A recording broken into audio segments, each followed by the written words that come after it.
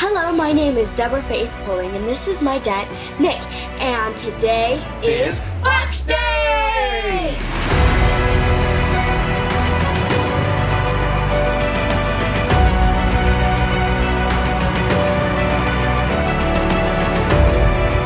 All right, Deborah, high five. We got Deborah here to help me out with this great figure we're about to unbox, Creature from the Black Lagoon, or the Gill Man. He's one of our favorites from the Universal Monsters series, and this is courtesy of Mondo. Thank you so much, Mondo, for sending this over to review. I can't thank you enough. You've sent us some other cool stuff, like the Godzilla Tokyo SOS. Oh, that was great. We'll be soon having a Battle Cat, so that's going to be an awesome episode too from the He-Man series. And I requested Creature because, again, he's one of my favorites from the Universal series. You like the Creature, don't you? He is my favorite, non-Godzilla figure. He's just, I love him. He's just, even though he's not, exactly pretty. He's not a giant monster, but he's human size, about. Yeah, but he's a pretty cool monster regardless. And interestingly, that music, every time I watch The Creature from the Black Lagoon, I'm reminded of a Godzilla movie. Which one am I thinking of? I'm not very good at That's music okay. trivia. King Kong versus Godzilla, because in the American version of it, they use that sound, that music they use. Loud music when he's underwater. When certain points in the movie, they're using that music instead of all of Akira Ifukube's music. But if you watch the Japanese version, you're getting all of his music. But for whatever reason, the Creature theme pops up in that one. Look at the box real quick, and then let's get into it. Okay. So, very cool. This is called the silver screen variant. So, a monochrome, black and white, if you will, version of it. How they would have seen it in the 1950s. And of course, this is how we're seeing it even today. There's been colorized versions of the poster, and some of those look a little silly because his lips are red. Yeah, that makes it look like he has lipstick, right? Is he a girl? But how does that lipstick stay on underwater? I mean, it just doesn't make any sense. That's a good question. I guess they assumed that because we have red lips, that he would also have red lips because he's sort of humanoid, but he's also reptilian, if you will, amphibious, what have you. He's out of time, out of place. But let's check out the back of this, and this is some cool stuff. If you saw my short, I gave you a bit of a glimpse of what we've got on the back here. So they give you some head variants, some hand variants too, feet, so swim hands and swim feet, and even the fossil hand. That'll be cool because that's one of the earliest things we see. That's the sightings of the creature, how they are determining that there's something out there that's after them, that they find a fossilized version of his hand. Yeah, in the movie, they, the professor or someone, was looking and he found the fossilized hand thing. Yeah, and they got it out of the rock. Yeah, when they were digging, and they cut it, got a pick or whatever, got it out of there, and it's like, what kind of a creature could this be? Possibly it will come back and kill us all? No, it's extinct, or whatever. And it's like, it actually lives in this lagoon, it lives in this area, and it's going to defend itself against anyone who's going to get in there. So you had a lot of, in the 1950s, one of the scariest things in movies was when someone reached behind you and grabbed your shoulder, and it was, and the audience would, scream. Ah! And that's the creepiest part, when they're in the water. By today's standards, that's not as scary. But yeah, this was also the first underwater creature film that was shot in 3D. Way back in the 1950s. It actually had a camera that had two lenses on it to give you that 3D effect. So people in the theaters were watching a black and white movie with the 3D glasses on, and it looked like there were times that the creature was jumping out at the screen at you, and that's what That'd be creepy. Yeah, so when he's approaching the camera, his head's getting real big. It's like he's nose to nose with you, if he had a nose. But anyways. All right. Anything more about the creature before we get into this? Well, I gotta say, he looks pretty cool. And they have a little circle over here on the back. Oh yeah. It has color. It's a color version of him. Yeah. It looks like he doesn't have red lipstick. Yeah, this version of it, it doesn't have the bright red lips like the poster. There's been some poster variants that has that effect, and some of them that don't. So, you know, I guess it's who depends on the artist who drew it, because of course, you know, it doesn't matter because it was shot in black and white. Whether those were red or not, it's going to be gray, right? And so, and there are certain.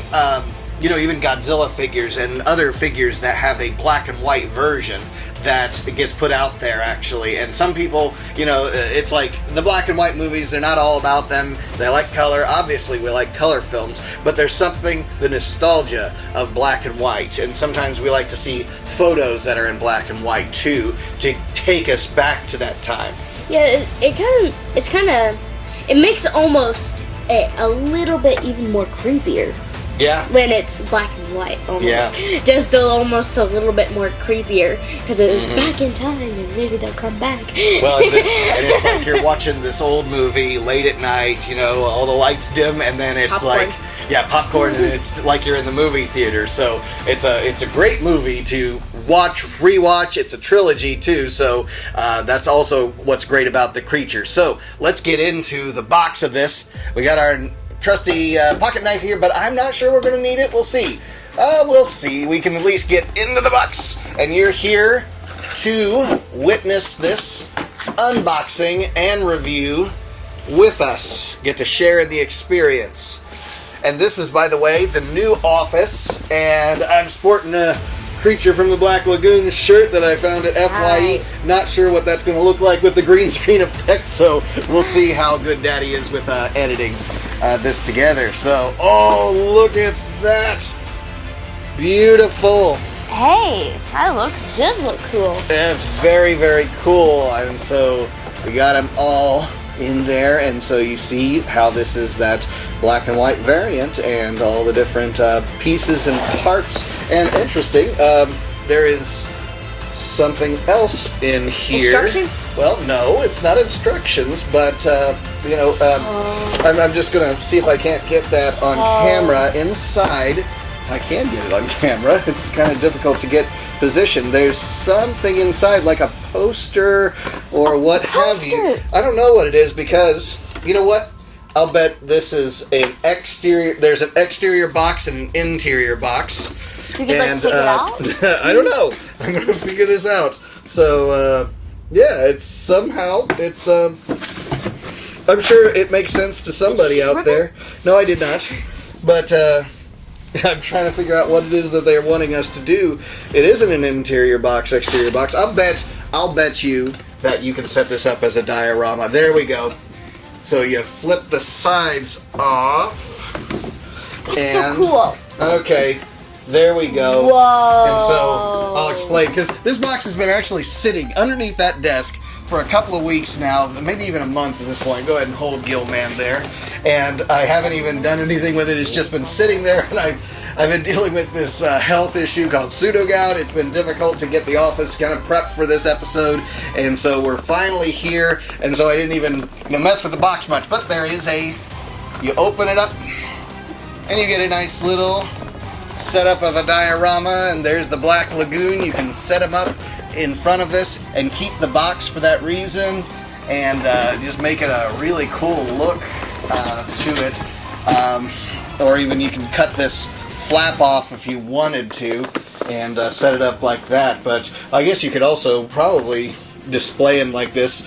But this is probably something that if it were sold in the stores, they might have it setting out like this, and there's the Gill Man inside of that. So there's a one way or the other you can still use the box and not just throw it away. I already have something to say. Yeah? Gill Man's a grandpa.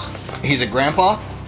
Look at his hair! He's got the frills, the gills. It's actually. hair! It looks like hair. It looks like he's got gray hair. And he's an old man. Grandpa. Well, okay, so growing beard means you're an old man. Shout out to Eric Bearded Kaiju out there. So. But he has long hair. Oh, gotcha. So which variant is that? That is the open mouth head. Wow. Yep.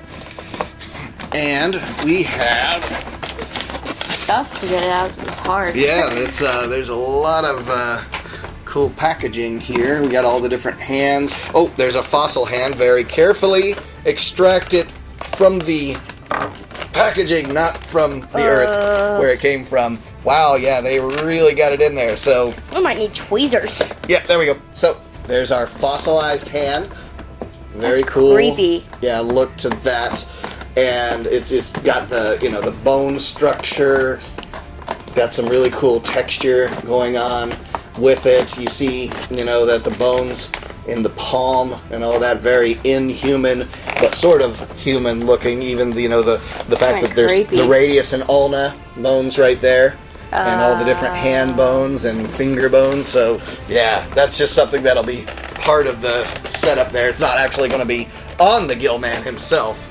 Well, I tell you what, Deborah, let me give the camera one last little look, and we'll actually cut to break here, and we'll come back, and it'll be all out of the box and assembled for everyone. But I did want to show what it would have looked like if you had that flap open, actually, if we did that. So you do have kind of a nice, cool little background going on behind him if you were to display him in the stores like that. And you possibly still could maybe set up that box as a diorama. So we'll be right back after a quick break from our sponsor here, and have this guy out, and we'll do a little quick review.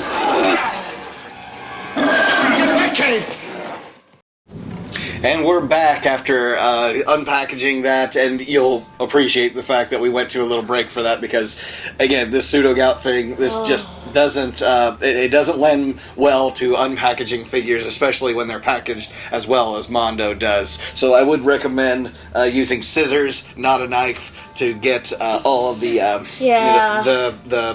the elastic pieces, or the twine or twist tie pieces to get all his arms and legs and stuff. All the heads were pushed into that packaging really well too. He was strapped in there. Yeah, so we've got him out of the box there, and finally figured out how to use the base. Mondo doesn't include what? Instructions. Thank you. Thank you And so much, Mondo. typically, like as a man would say, I don't need instructions for this, right? And I've got my kids ingrained with that idea. They rip up the instructions, throw them away. But in this case, I wasn't quite sure how the stand was supposed to work, actually. And I looked it up on their website, and they do show how he's displayed. So this is kind of like he would be swimming, and when he was actually reaching out for the lady, when she was swimming, didn't know that he was down there, and he reached out, touched her foot, and then she's like, whoa! Must be a creature from the Black Lagoon, or could have He been was like, man. could have been a fish, I guess, but It was the man. She was. thought it was the man. It's like, It she was. smacked him in the face. I don't know if we were watching the same movie, Deborah, but anyways, so very cool look to him. The stand is adjustable, by the way, too, so you can set this up in different ways. We even thought maybe he could be like this, like he's swimming flying towards you. Maybe you could balance him on his belly like that. But yeah, He's super Gill. just amazing sculpt here. I mean, to have a Gill Man like this, because other than this particular version of the Gill Man, all I have is there's a bendy fig, and I have another variant that looks a lot more like the creature that was in the tribute to the creature that was in Monster Squad, and you'll see him in my Halloween episode. But what do you think, Deborah? Well, he definitely has a lot of joints. Yes, he's very articulated very well. I like that. Thank you, Mondo. That's very. I like that. He has a double joint in his elbow, and that's with the separations, basically, that make up the segments, I guess you could say, of his arms. His knees only have the one joint, but it's also on the ring segments. I think of it like in Dune, they have the sandworms, and they have ring segments that overlap each other. So as it goes away from the inner part of the body, these segments overlap each other, and that's what they use to divide the joints. What else does he have? He has head movement, just a little bit of head movement. He's got the head beard. Yeah, he's got his head beard.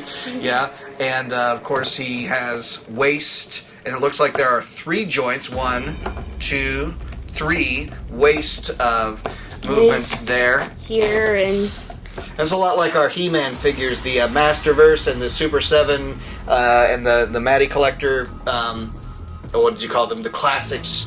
They also had a lot of articulation in the waist there. Yeah, articulation, but this one has a lot of articulation. Yeah, quite I like a bit. that. Double joint in the ankle. Wrist joint is a single joint, so you can pose his hands differently. And, of course, we have the different variants in hands. So, like... This and this. Yeah. One they call more like the swimming version. And so, like, How it you would be can tell? fanned... Well, it'd be fanned out more. Like this? Like he's actually pushing the water, swimming like, you know... A duck. A duck? Well, not underwater, but I was thinking more like a fish, like with the fins, you know. So But they don't have claws. No. he's part fish, I guess, in that sort of way, and then the swimming version again of the feet. And now, wouldn't you like when you swim, like you scuba dive and snorkel and things, and you have your flippers? Yep, the wet feet. Wouldn't you like the flippers that look something like the creatures, just to make sure everyone is paying attention? Or like the evil guys in He-Man. the merman? Yeah, they have webbed feet. Not just mermaids. Well, yeah, some of them have webbed feet. So I guess webbed feet equals evil, and so the feet that he comes with stock default anyways are more of the walking version. And you know that they made a suit for the Gill Man that was out of the water, and that was one that was in the water. So like waterproof, not waterproof. Well, yeah, because it was built to be, you know, for the swimmer, the actor who played him, Riku Browning, who passed away recently, actually, you know, and he's in the suit, and he's a professional swimmer, and he's able to manipulate the suit, and so it looks a little different when it's out of the water. Ben Chapman played him out of the water when he's walking on land and when he's walking on the boat and, you know, stalking the people and doing that, you know, and so you have that effect. And so this would be like the walking version, and of course you have the different versions of the head.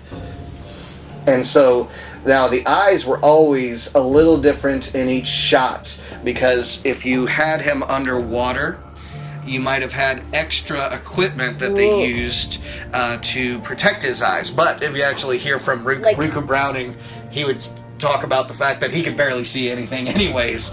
And like one has like its eyes dipped into it. Yeah, almost sunk in. That's creepy. Yeah. That's triple creepy. And then the version that we have here is more of a human eyes. And he has, you know, really pronounced eyebrows, but they're gills, I guess, because he's the Gill Man. He's got gills everywhere going on here, and fins and scales. He stands up really incredibly well. His head doesn't. Yeah, the head. Yeah, and his beard doesn't help. You know, I just left him default, you know, how he came out in the package. I will say this, for a silver screen version, I guess I was wanting to see it more grayscale. It doesn't look gray to me. Like, if you were to just say, what color is that right off the bat here? I want to say something, too. I wish he was a little bit more greener. Like green? I like him, like, in the color version, if you could do that. The color version, more of a green, maybe a little red on the lipstick, but a little bit more greener, and you could add a little bit more textures to the fins, like the green color. Sure. Now, I guess for a colored version, now this one was supposed to be the silver screen variant. Now, I guess it didn't say black and white variant. It did say silver screen. So, I guess that's why they're giving him a bit of more hue to it, more green hue to it, because we of course think of the creature, and there's a lot of green in what we would imagine he would actually look like. Not maybe a bright green, but more of a mossy, dark green. And so that's what we're getting actually with this, and a lot of, you know, black to make up the texture and the scales. That really works well. And I'll tell you this much, a painter, you know, having to paint something like this between all of the scales, and you think about how Godzilla is the same way. Any monster Little with scales scales get in between. Even I have a hard time painting wood like that.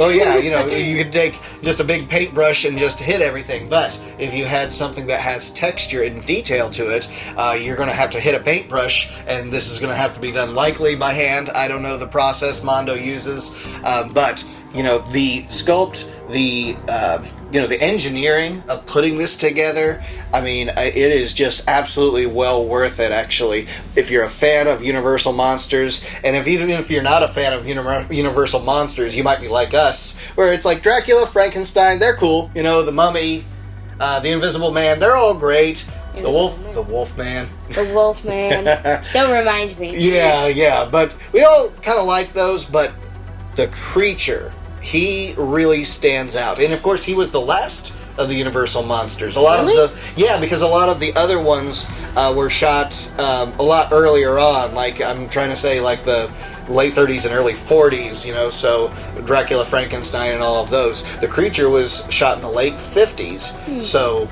you get you got a lot of the old Universal special effects and makeup people retiring and moving on to other things, and but the creature, the Gill Man, started getting a new generation of monster fans to film, and this is even after Godzilla, after the Beast from 20,000 Fathoms. This was done like Godzilla with a suit, man in a suit, and two men in two suits, and of course they shoot in various locations, and that was what took you out of your safety environment of home, right? So take me to the Black Lagoon, where it's his environment. He's trying to defend it, and so that's all he's trying to do.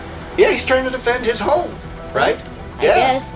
He doesn't really have a family. They're all extinct. Well, yeah, exactly. Yeah, so they're all in fossils. He's a bit out of place. One of the things also, when you really know they put love and care into something, is when the bottoms of the feet actually have detail added to them. Yep. And so, Mondo, you gave that to us because we'd be looking for it. Even the bottom of the swim version of the feet has some texturing going on down there, some paint. And, cool look to it, actually. Yeah, little, circles on them. Mm-hmm. Yeah, like they would be almost like suction cups as he walks, maybe. I don't know. Well, there's the same thing on the little of his hands. He has a big circles and little circles on his hands. You see the inside of the hands? They're, web thing to, grab at other people's feet and scare the life out of their skin. Yeah, when they try to, go cheap, and because it's like, well, that's the bottom of the foot, so we're not going to sculpt that, we're not going to, put detail into that. Mondo, you gave that to us, so definitely well worth it. I'd say, if you haven't picked it up, I think, as of the time of this recording, that there were still some of these available that were out there, and I don't know how many times they're going to get a variant to make of the creature. But if you're a fan of the creature, if you know somebody who's a fan of the creature, this is definitely one well worth it to pick up. Final thoughts, and we'll thank Mondo one more time and let the audience go here, actually. Well, I really do like his scales. His scales are really nicely separated, and they're even. And I do like his belly structures. And another thing, I like the wrinkles in his face and his eyes and eyebrows. He looks like an old man. Yeah, this ab kind of thing going on here is almost like armor, isn't it? It looks like, it looks like Shield's armor, chest plate almost, armor. Chest plate, body armor. Which I always thought the creature probably would have had a really thick skin, and when they're trying to attack him, and they're using knives and whatever else, and they're even trying to shoot him, it's like he almost has himself some body armor that would, deflect a lot of that or absorb a lot of that and protect his, insides better. The scales are armor. Kind of like Godzilla. Yeah, you can't get through the thick skin of Godzilla. He's just too massive, right? He's indestructible. And, so the creature, you gotta get clever with how you defend yourself against him or try and catch him. He's super strong. He's just an amazing creation by Universal and all of them that put him together, and the great crew that did put him together, and the performers, of course, that performed inside of him. So, again, thank you, Mondo, for sending this over to review. We're very happy with him. He's going to be a great part of the collection, right next to Godzilla and all of the other, the Motu figures and everything else. Frankenstein. Yeah, Frankenstein. Yeah, we've got it, Frankenstein. So, anyways, thank you, Deborah, so much for being a part of the Monster Report. You were real excited to get this one out because I know that we've watched a lot of the creature. We even have the original first movie in the trilogy on Blu-ray, which looks really great for an old 1950s movie. Really great in a Blu-ray format. And I even think you could switch it to 3D if you have a 3D TV, or maybe if you have the glasses to be able to see that. So it's kind of cool to see that. But okay, Deborah, where can they follow us? They can follow us on Facebook, Instagram, and YouTube. And also, I'd like to say, please get merch. Oh yeah, we do have merch. It's in the link is in the description, and check out Mondo, all that they have to offer. You said Facebook, Instagram, and on of course YouTube, but also on Twitter. And so follow us on all those social outlets. And of course, right here on YouTube, we're getting really close to that 100,000 subscriber mark. Get us over the top, and it's because of you guys that is all possible, that we're motivated to continue doing the Monster Report, doing box days, doing trailers, all kinds of news and interviews. Just a great place for you to take your family and enjoy these figures and these reviews like Mondo sends us. So again, thank you, and we'll be seeing you next time on another episode of Box Day here at the Monster Report. We'll catch you next time.